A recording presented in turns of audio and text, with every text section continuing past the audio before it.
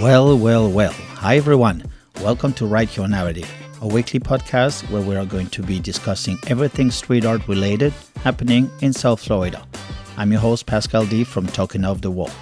This week, my guest is Miami-based artist Diane Contreras. Her work focuses on strong, beautiful women often representing her Latin heritage. Diana, also known as Didi Rok, is a former teacher who decided to quit her job to become a full-time professional artist a couple of years ago. She was on the cover of the July 2014 issue of Talking of the Wall and the first artist to be part of the Write Your Narrative series, Where Are They Now? Welcome to the podcast, Didi. How are you today? I'm great. Thank you for inviting me. The idea of the podcast started when I was trying to figure out how to get back with the artist and to do a Where Are They Now? So in 10 years, you got married at Risky Gallery. Yeah, that was a big celebration. You have a family. You have two beautiful children. You were a teacher 10 years ago, and now you're just an artist full time. This is just so incredible. Yes, 10 years, so many things happened. When I met you, I was just focused on art and discovering my purpose. And then, I got married and everything changed when I had kids too. Of course, for everybody. But yeah, so I had a lot less time. So I had to be more selective in what I did because I had less time. I had to figure out how to balance, being a mom and being an artist. Also, I realized that making art kept me sane when I was a mom, being alone for hours with the baby. Being able to take a little time, even if I stayed up late at night to draw or paint something, it really kept me feeling like I didn't lose myself. So that was wonderful. And my family really helped a lot with my kids and allowing me to still be an artist. And then, the pandemic happened. Oh, my. All right. Here we are right there. Right there. But, the pandemic was, it's a little bit behind us now. Thank God. Yes. But, yeah, so I had a lot of time to be home with my kids. And then when I went back to teaching after all of that, after having maternity leave but pandemic, I realized I just didn't have time to be a mom, do a full-time job, and then be a full-time artist. So I let go of teaching. How old are the kids now? 4 and 7. Ooh, 7. Oh, it's going to get tough, Pris. No. No, nothing to fear. It's just like, being a parent. I have a 25-year-old and 33-year-old, so boys. They have 2 boys, yes. So I've been through all those things. Yeah, you have a boy and a girl. Huh? A boy and a girl, yeah. And the little princess. Yeah, she's like my living doll. Oh, yes, yeah. Of course. Have you painted your portraits, by the way? I have painted them. I did a portrait of my son for his grandmother, and I did a portrait of my daughter inspired by the Coppertone ad. Oh, okay. With little girl, yes. His little dog. Yeah. And she's like my model for a lot of things. Of course. So stickers, but I haven't done I want to, though. Yeah, I'm sure. There's inspiration. Yeah. And, living every day with the kids and, like you say, sharing your time between the art, your work. I would like to go back to the interview we did 10 years ago that I have in front of me in Talking of the Wall. I was asking you about how you were most of the time painting your female models with the eyes closed. And you said to me that this was based on your faith at the time, that we work by faith and not by sight. Is it still something relevant in your life today, 10 years later? Yes. My faith is definitely relevant in my life. And I want to explore it more in my art. And it's definitely being a mom. It's a big part of me passing it down to my kids, See, there's a beautiful painting in front of us, and yes, your model has still her eyes closed 10 years later. My daughter doesn't like it. She likes them open. Okay, maybe they don't want to see what the world is about today. It's pretty ugly sometimes, pretty ugly. So with your painting, at least we see a bright side of it. We see something fun, something a day-to-day life. We are right now in Little Havana in your studio. Are you inspired by the neighborhood? Yes, I think it's where my cafeteras came from. And definitely the people here are so colorful and it's so alive and just always inspiring. The music, the people, the food. I eat from the bakery almost every day. And so definitely. Well, of course, being a Latina, you're in your own element, in your own thing here, yes. Feels like home. Yeah, oh, well, Miami is home. Anyway, you were born here? No, you were not born here. I was born in Peru. You were born in Peru, but you I came here very, very young. Yeah, I was 5. All right, so do you actually have any memories from Peru? You've been back? Have you had a chance to go back? All my family's over there, so I go back and I remember because it was a lot of fun. And in Peru, I lived with all my my grandma and all my uncles and aunts and cousins in one house. Oh, so wow. It was a lot of fun. And when I moved to Miami, I was like lonely. Yeah. Compared to all the kids, all the time. We had one big sleepover. Anybody in your family is an artist or has a painter or something that has to do with art? Well, my grandfather, from my mom's side, does leather art. He did like leather, beautiful drawings on leather. Oh, drawings on leather. Yeah, he'll carve out. Okay. And then my grandfather on my father's side, I heard he was a painter, but I've never seen his paintings. You've never seen his painting? You're not curious about it? I mean, it's in Peru. Maybe if it's there. Peru, yes. Well, maybe we should bring a show to Miami. Mm-hmm. Why not a collaboration show or something just to bring some art? I mean, we need that every day in art. We need that. We need that. But I guess you had time to travel now since you're a full-time artist. Are you bringing your art outside of Miami, outside of Wynwood? Yes. I mean, right before I had my kids, I was doing a lot of traveling. I went to like Montreal for the Mural Fest. I would go to New York all the time. I would paint there. I was doing as much traveling as possible. You almost got arrested in... No, I did get arrested. Oh, you did get arrested in New York with a sticker? Red sticker. They said it was their favorite sticker. Oh, my. Oh, yeah. I couldn't believe that when you told me that. I mean, really, it's so for a sticker. Especially being here in Wynwood, in Miami, it's just like, it's everywhere. That's what I was like, I'm not from here. It's okay where I'm from. I'll take it off. But they were like, no. Wow. So they gave you a fine or something? Yeah, well, I had to come back for court. And then the judge just laughed and let me go. I bet, yes. It's a waste of the court's time. Yeah. It's like, it's just a waste of time for everybody and money. And money. So I had to fly back to New York for the court.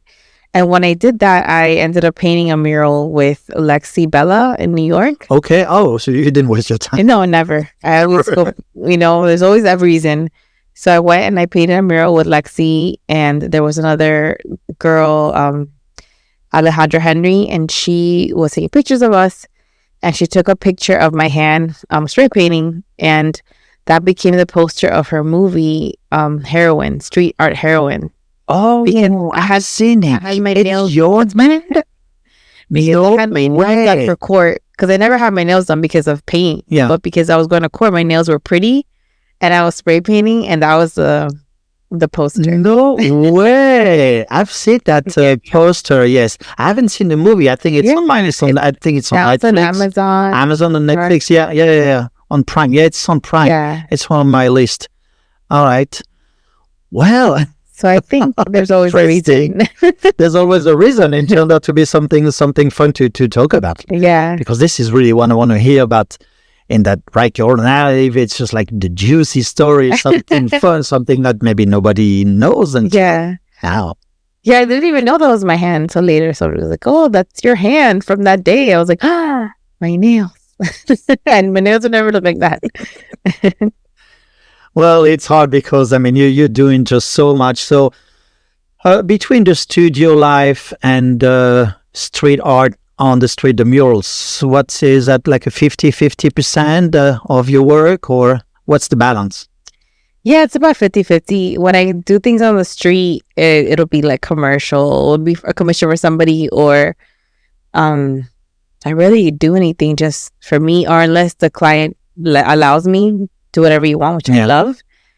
But the studio time is just mostly for me.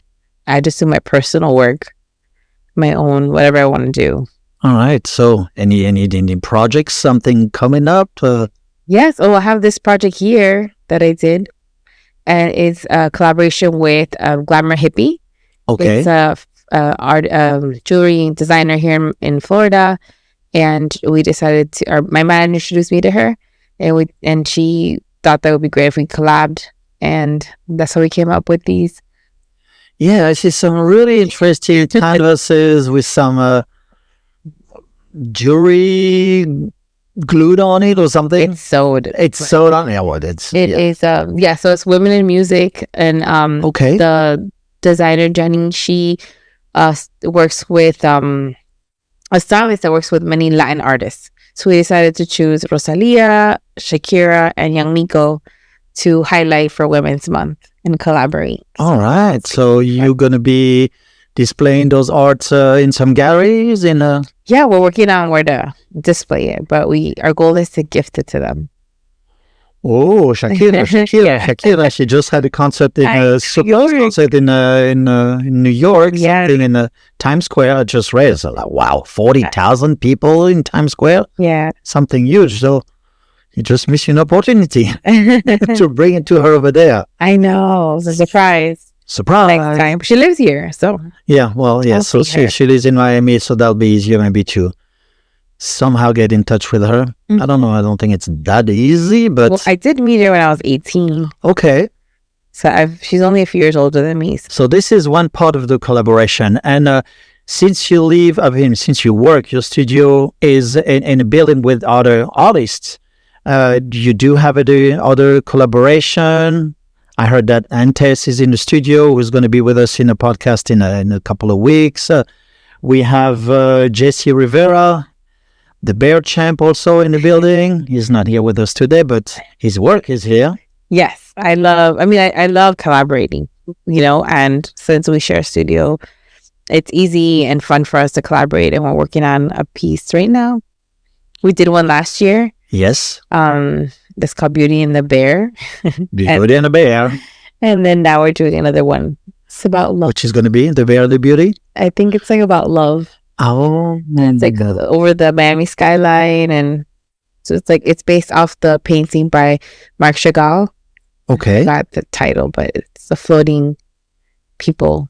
Floating People by Marc Chagall. Okay. All right. So, yeah. Also, she's going to be... Because we have the painting in front of us. So she's... she lost one of her shoe? Yeah. And the painting? Mm-hmm.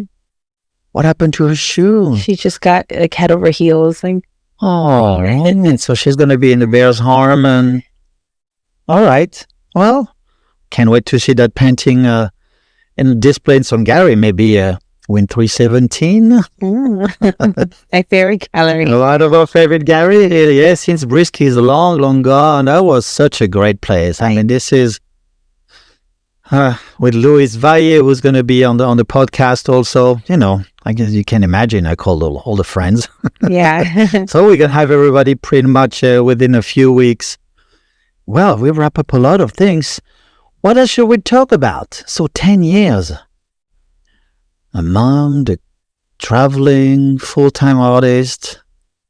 Yeah, the full-time artist was a big step. It was something that was always, in the back of my mind, and I would always it was a struggle to leave a steady job, for of course for my dream. But finally, well, yeah, of course, you got to provide for your family. You raise your family, so you eventually need a paycheck or something. Yeah, well, it was very scary, but I did it, and I definitely think it was the right time for me to do it. To find, and while I was a teacher, a lot of people would tell me, "Oh, you're not like a real artist because you have a job, you have a day job. It's not, So I felt like ashamed. Really? Yeah, I would feel like, I didn't feel like I was truly an artist.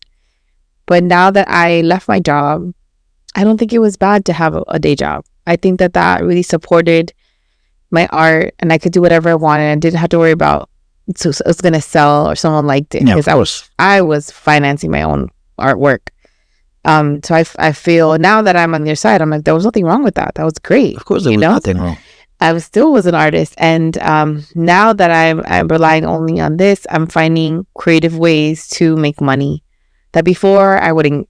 I was just like, oh, I have a job, like I just go on vacation, or I wouldn't go. But now it's like I have to grind, I have to create work, and I have to create business ideas, and I have to think outside the box. So I love that challenge.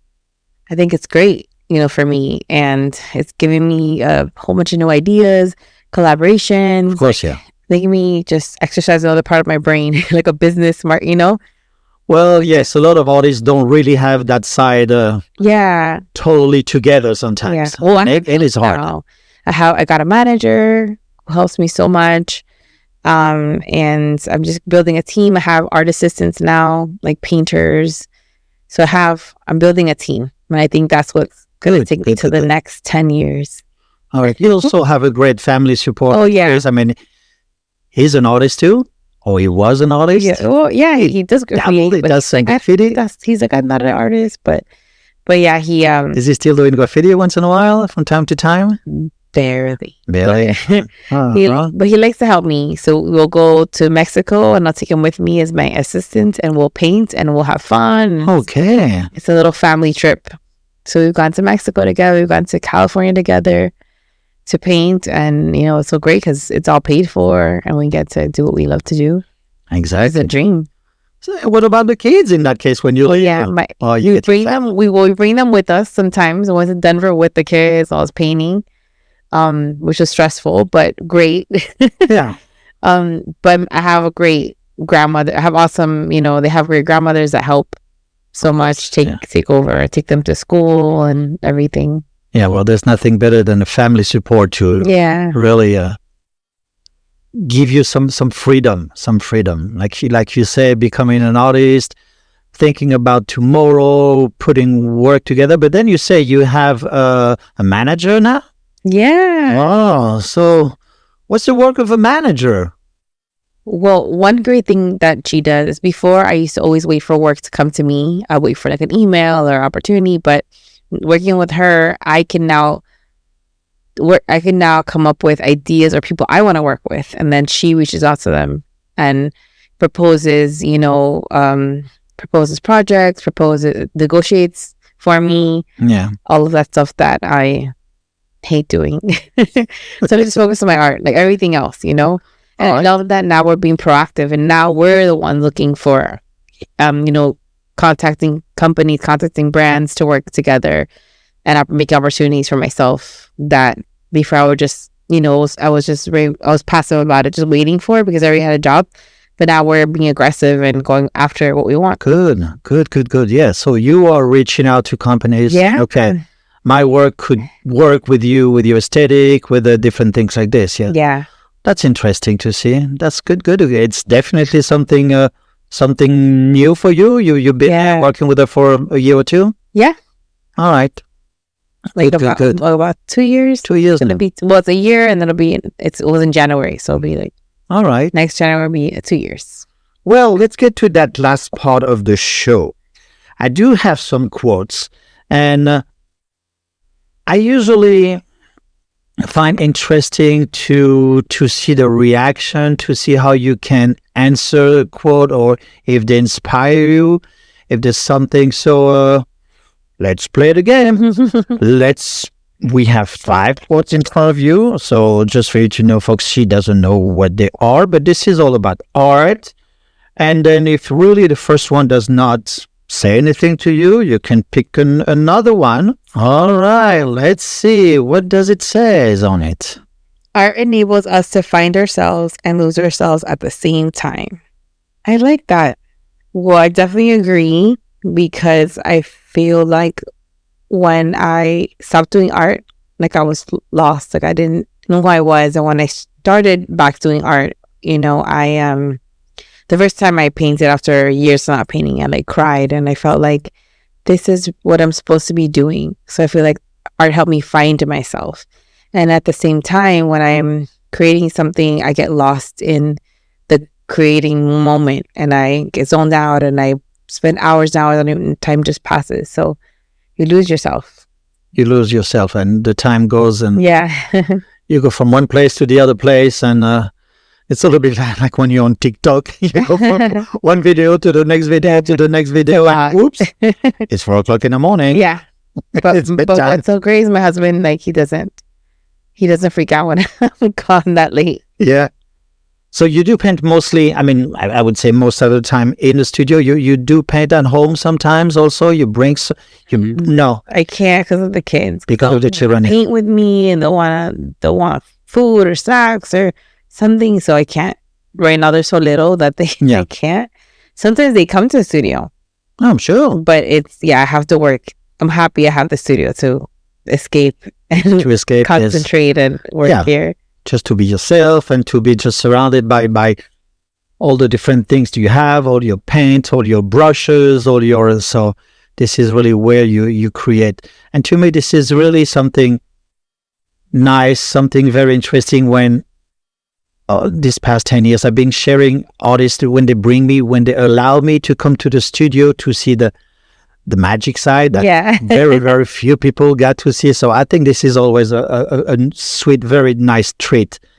And we are in a very small space, but you got everything around you that you probably need.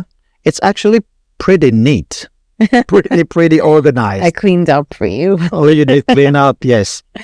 Yeah, I forgot to tell you that this was not going to be a video. We're only going to be doing podcast, But it's audio not. podcast, yes. So this is the good thing. Well, Diana, thank you so much, Didi, for being on the podcast. Yeah, 10 years later, it's really, really, really fun. It's been incredible to see your journey, to witness you as becoming a full-time artist, a mom and everything, and keeping that relationship that we have throughout these years. So thank you so much. So last words of wisdom, anything you want to pass on to the next generation, pushing yourself, say, oh my gosh, yes. I would just say I love this thing, and they changed my life just to do it scared. When you're scared of something, like, go for it, because that that'll make you free. That will make you free. That'll make you grow and Yeah. all right. 2 years. Beautiful. Thank you so much again for your time. Thank All right. you. Have a great day. Bye-bye now. Okay. Thanks. Bye. You can discover Diana's work and follow her on Instagram at Didi Rok, DIDIROK, and on her website www.dianacontreras.com. Please follow and subscribe to my weekly podcast, Write Your Narrative, available on all the best podcast platforms. Next week, we will be discussing Wynwood gentrification with my guest. What really happened to our favorite Miami neighborhood? Have a great week, and we'll see you then.